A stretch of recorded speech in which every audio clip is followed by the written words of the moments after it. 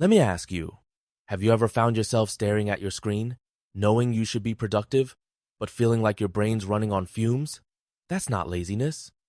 That's the first quiet signal of burnout. Burnout isn't always a dramatic crash. Sometimes it's subtler creeping mental fatigue, or what psychologists call cognitive overload. Imagine your mind like a smartphone, too many apps open, and suddenly everything lags.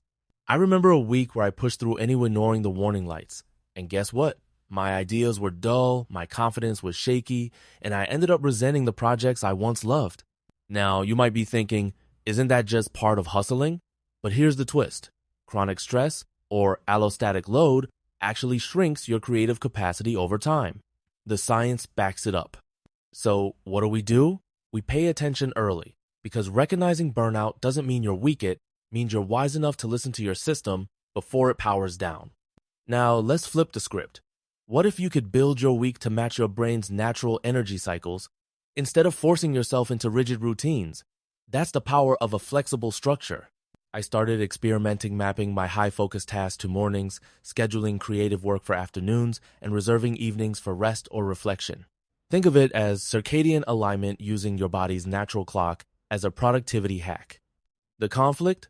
Life throws curveballs. Meetings pop up, emergencies happen. But with a flexible plan, you're not derailed, you just adjust the tempo, like a jazz musician improvising within a song. Now, you might be wondering, doesn't flexibility lead to chaos? Actually, studies in organizational psychology show that planned adaptability, what they call dynamic scheduling, reduces stress and boosts output.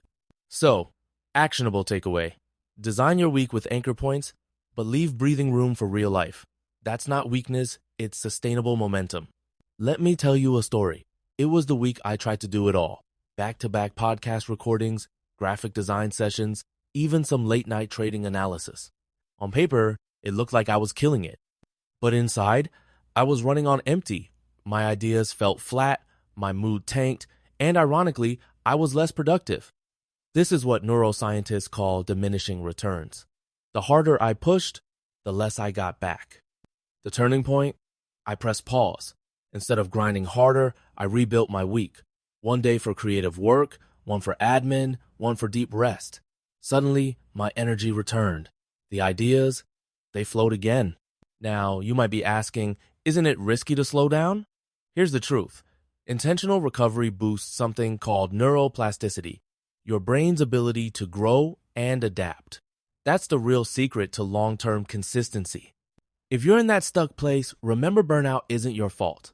But recovery, that's your responsibility. And it starts with a single, intentional change. Ready to take action?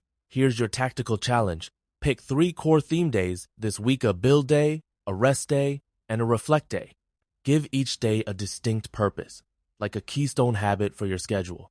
Ask yourself, which day do I feel most creative? Where can I carve out recovery time on purpose? Tailor your week to your own rhythm, not the noisy expectations of hustle culture. Now, imagine if everyone listening did this: share their rhythm, inspired each other. That's how we shift the culture. From burnout as a badge to balance as a superpower. And don't just keep it to yourself. DM me at TacticTalks or drop your lineup in the comments. You never know who you'll inspire by building smarter, not just harder. Remember, burnout's a warning, not a verdict. When we listen early, we stay strong longer.